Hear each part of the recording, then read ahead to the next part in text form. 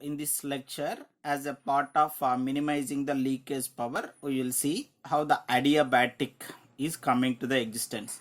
So adiabatic logic circuits. So here if you will see, particularly in case of the CMOS circuits, here how the CMOS circuit, which is consisting of pull up as a PMOS, and of course the pull down is going to be NMOS. Okay, so this is a generalized one. So in case of the static CMOS, if you will see, the voltage swing is going to be between VDD as well as ground. So particularly if you will see in case of here adiabatic means, okay, so no energy is going to be transferred from system to environment and from environment to system.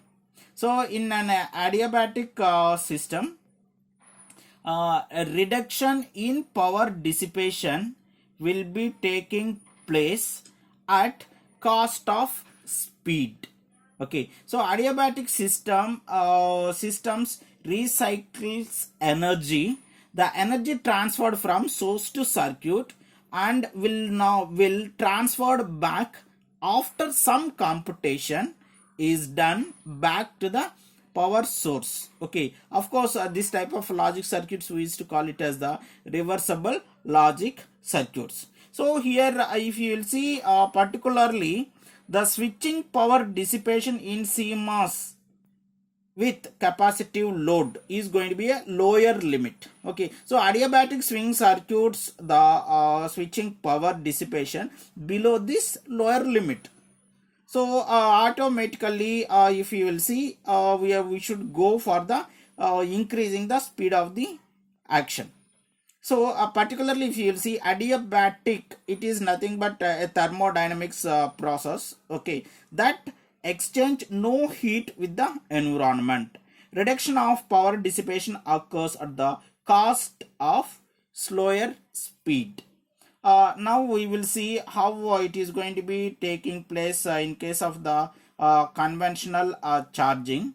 So if you will see in case of this conventional charging, of course here if you will see I have considered the circuit with the supply VDD. This is my switch, of course the resistance, here I have the capacitance. So when initially if you will see when a time t is equal to 0, okay, the R is going to be very maximum. Of course the voltage across this is going to be 0. Okay, when time passes, okay, automatically the resistance value it will decreases, or maybe it is going to be 0, but at the time the voltage across this capacitance it is equal to the supply voltage, that is nothing but the VDD.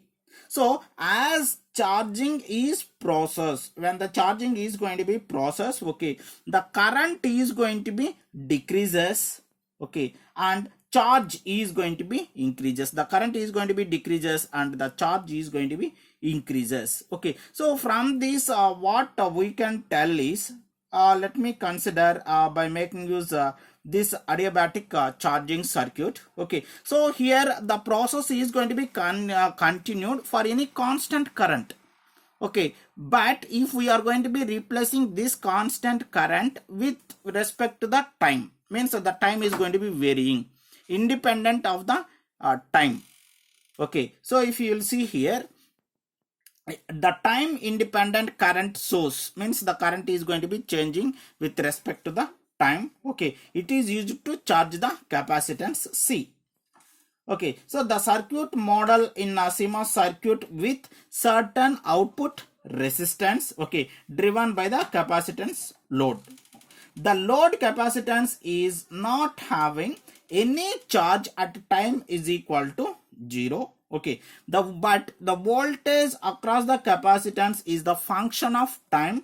Okay, of course if we will give that V of Ct is equal to 1 by C I of t. Okay, now here if you will see what are all the observations, if you will see over here, when the time is going to be greater than 2 RC, the dissipated power is smaller than when compared with the conventional charging.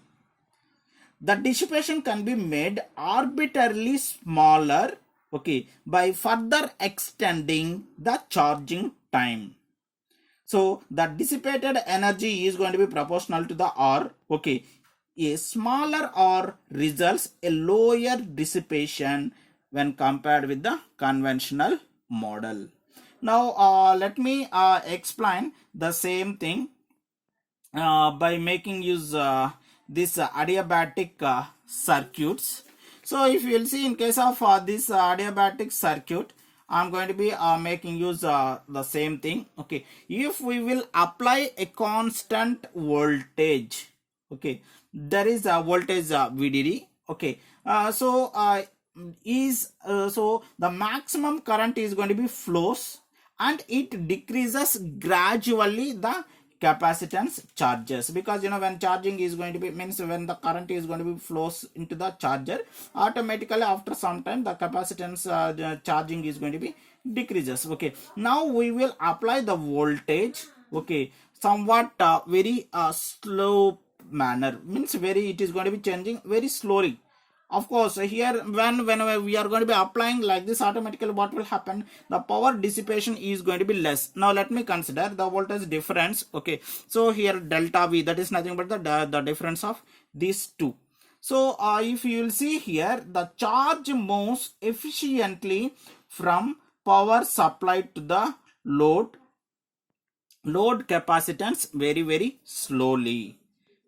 Okay, now the source current will cause energy flow from, means the charge is going to be flow from load capacitance.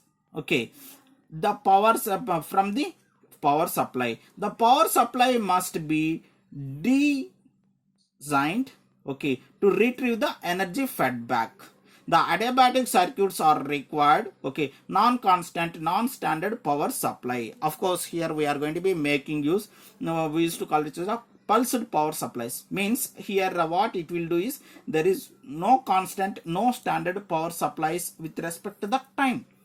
Okay, so here if you will see, the current source, okay, causes the energy flow from capacitance to the power supply, and from power supply to the capacitance. That is the one what here we can see. Now we will move to the next one, that is adiabatic amplification. So if you will see, in case of this adiabatic amplification, okay, it will have two transmission gates. Here we have two transmission gates. Okay, the static CMOS leads to non-adiabatic charging and discharging. It overcomes by making use the dual rail encoded circuits, that is nothing but Y and Y bar. Of course, this is depends upon the inputs X. Okay, one of the outputs is going to be high, the another one is going to be low.